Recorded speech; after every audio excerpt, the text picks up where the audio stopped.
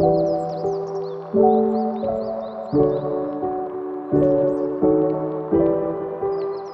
perkenalkan nama saya Jessica Chelsea dari 10 IPS 1. Hari ini saya akan menjelaskan mengenai kesinambungan hasil budaya manusia purba dan manusia modern.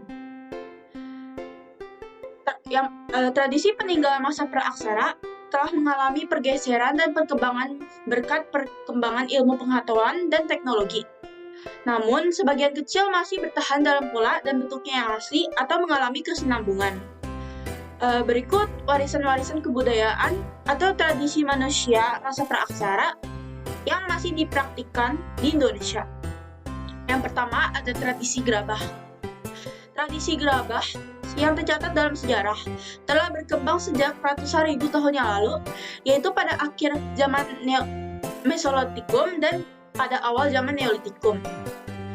Kekroyd dan Van Heckeren mencatat pembuatan gerabah dengan teknologi tatap landas masih tetap digunakan oleh orang-orang Toraja di Sulawesi sampai sekarang. Semua proses pembuatannya juga masih dilakukan secara tradisional, yaitu menggunakan tangan. Di Pulau Jawa, di daerah-daerah tertentu masih banyak dijumpai pembuatan gerabah dengan teknik yang sama, tetapi sudah lebih maju karena telah dilengkapi dengan roda pemutar. Van Heckeren dan R.P. Sujono juga menemukan cara-cara pembuatan gerabah yang sama di Desa Beru di Sulawesi Selatan. Khusus di tempat ini, kegiatan pembuatan gerabah selalu dilakukan oleh perempuan, dan hal itu merupakan keterampilan yang diperoleh secara turun-temurun. Yang kedua, ada tradisi megalitik dan sistem kepercayaannya. Di Indonesia ini masih banyak sekali terdapat suku bangsa yang masih menganut kebudayaan yang mirip dengan kebudayaan masa praaksara. Bisa dibilang corak kehidupan mereka itu jauh dari kata modern. Dan kebudayaan itu diwariskan dari generasi ke generasi sampai sekarang. Contoh yang paling nyata yang masih bertahan saat ini adalah kebudayaan megalitik di beberapa Indonesia yang berwujud bangunan-bangunan besar dari batu yang memiliki makna spiritual. Contohnya, suku Bena di sebuah perkampungan adat di Flores. Perkampungan adat ini khas budaya megalitik. Banyak bangunan megalitik berada di puncak bukit dan diyakini bahwa di tempat tinggi tersebut berdiam arwah nenek moyang. Orang di sana juga masih melakukan ritual khusus yang berkaitan dengan berbagai macam upacara. Tempat lainnya ada di Wangaipu, Sumba Timur, NTT. Di sana terdapat situs megalitik tertua dan sebagian masyarakat masih menganut animisme merapu dan melakukan berbagai ritual pemujaan.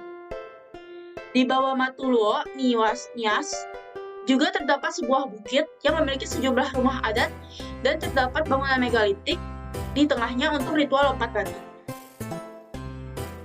Yang ketiga, ada tradisi penguburan. Nah, tradisi penguburan pertama yang ditemukan adalah ketika manusia praaksara menguburkan orang-orang di dalam gua.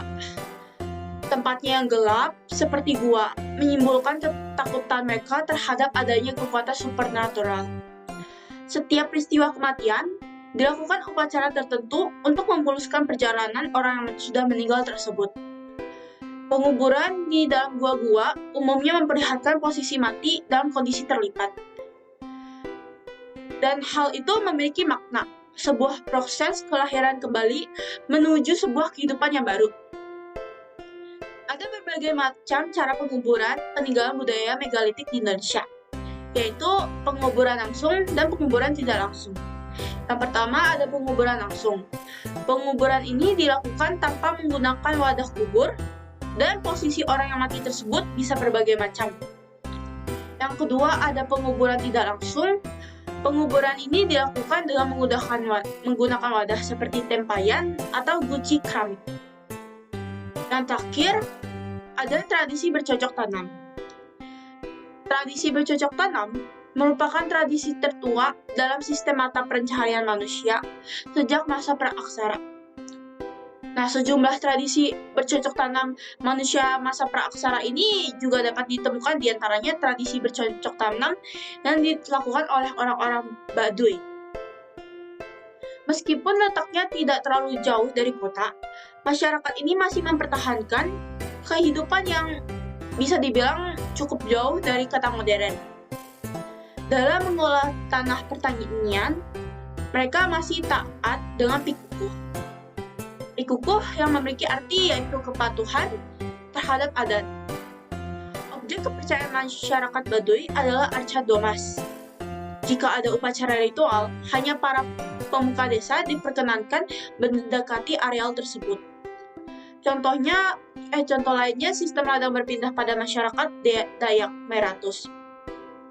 Sistem pertanian ini tetap dilakukan meski kerap dituduh sebagai penyebab kebakaran hutan. Walaupun nyatanya tuduhan itu sering tidak benar. Menjaga kelestarian hutan juga telah menjadi bagian dari hidup mereka. Sekian penjelasan dari saya.